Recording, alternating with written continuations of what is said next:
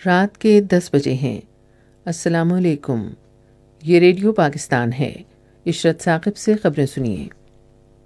وزیر اعظم نے کہا ہے کہ پاکستان خلیج تعاون کونسل کے رکن ممالک خصوصاً متحدہ عرب امارات کے ساتھ اپنے تعلقات تصویری شراکت داری میں بدلنے کا خواہاں ہے۔ الیکشن کمیشن نے تحریک انصاف اور عوامی مسلم لیگ سے تعلق رکھنے والے قومی اسمبلی کے 35 ارکان کے اسپیکر کی طرف سے استعفوں کی منظوری کے بعد رکنیت ختم کر دی ہے۔ قدرتی آفات سے نمٹنے کے قومی ادارے نے ملک کے شمالی علاقوں میں انتہائی کم درجہ حرارت کے پیش نظر مسافروں کو حفاظتی اقدامات اختیار کرنے کی ہدایت کی ہے۔ بری فوج کے سربراہ نے کہا ہے کہ بلوچستان میں سماجی اور معاشی ترقی کے لیے سازگار ماحول فراہم کرنے کی غرض سے فوج کی تعیناتی اور کارروائیوں پر توجہ مرکوز کی جا رہی ہے۔ خبریں اب تفصیل کے ساتھ۔ وزیر اعظم شہباز شریف نے کہا ہے کہ پاکستان کے خلیجی ممالک کے ساتھ پائیدار دوستانہ اور برادرانہ تعلقات ہیں اور ہم انہیں تصویراتی شراکت داری میں بدلنے کے خواہاں ہیں۔ العربیہ ٹی وی چینل کو انٹرویو میں انہوں نے کہا کہ متحدہ عرب امارات لاکھوں پاکستانیوں کا دوسرا گھر ہے اور پاکستان اس کے لیے متحدہ عرب امارات کی قیادت کا شکر گزار ہے۔ انہوں نے کہا کہ متحدہ عرب امارات اور دوسرے خلیجی ملکوں کے ساتھ ہمارے تعلقات باہمی اعتماد، احترام اور ثقافت پر مبنی ہیں۔ انہوں نے کہا پاکستان اور خلیجی ملکوں کی قیادت کو تجارت، سرمایہ کاری، ثقافت کے فروغ اور اسلام کو امن اور بھائی چارے کا درس دینے اور ہر طرح کی دہشت گردی مسترد کرنے والے مذہب کے طور پر پیش کرنے کے لیے تعاون کرنے کا عزم کرنا چاہیے۔ وزیر خارجہ بلاول بھٹو زرداری ڈیووس میں ہیں، جہاں وہ عالمی اقتصادی فورم کے سالانہ اجلاس میں پاکستان کی نمائندگی کریں گے۔ وزیر خارجہ ابھرتی ہوئی جغرافیائی اور سیاسی صورتحال پر، اقتصادی اور سماجی اثرات اور علاقائی سلامتی اور استحکام کے لیے چیلنجز پر پاکستان کا موقف پیش کریں گے۔ وہ موسمیاتی تبدیلی، غذا اور توانائی کے تحفظ کے مسائل، شدید مہنگائی کے دور میں سماجی ناانصافیوں اور سست اقتصادی سرگرمیوں میں پیدا ہوتے ہوئے عالمی موقف کو اجاگر کریں گے۔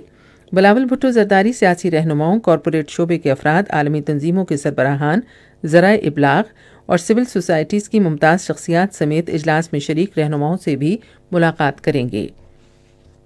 قومی اسمبلی کے اسپیکر راجہ پرویز اشرف نے قومی اسمبلی کے تحریک انصاف اور عوامی مسلم لیگ سے تعلق رکھنے والے 35 ارکان اسمبلی کے استعفے قبول کر لیے ہیں۔ استعفوں کی منظوری کے بعد الیکشن کمیشن کی جانب سے ان ارکان کی رکنیت ختم کر دی گئی ہے۔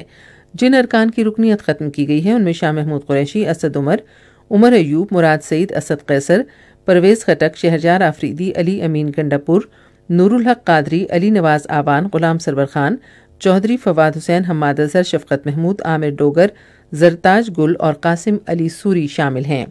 اسپیکر نے عوامی مسلم لیگ کے شیخ رشید احمد اور مخصوص نشستوں پر تحریک انصاف کی خواتین ارکان پارلیمنٹ عالیہ حمزہ اور کمل شوذب کے استعفے بھی منظور کیے ہیں۔ کابینہ کی اقتصادی رابطہ کمیٹی نے ٹریکٹروں کی قیمت میں کمی کے لیے 5 سال تک پرانے ٹریکٹروں کی درآمد کی اجازت دے دی ہے۔ آج اسلام آباد میں وزیر خزانہ اسحاق ڈار کی صدارت میں ای سی سی کے اجلاس میں استعمال شدہ ٹریکٹروں کی درآمد کے لیے ڈیوٹی میں کمی کی غرض سے 2 سے 60% ماہانہ تک کمی کی اجازت دی گئی ہے۔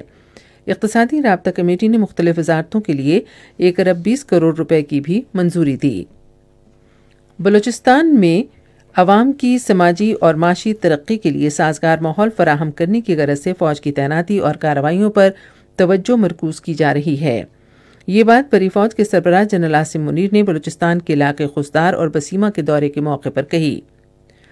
جوانوں سے ملاقات میں آرمی چیف نے بلوچستان کو غیر مستحکم کرنے کے لیے غیر ملکی پشت پناہی میں شرپسند عناصر کی کارروائیوں کو ناکام بنانے کے لیے پیشہ ورانہ تیاریوں اور مہارت کو برقرار رکھنے پر زور دیا۔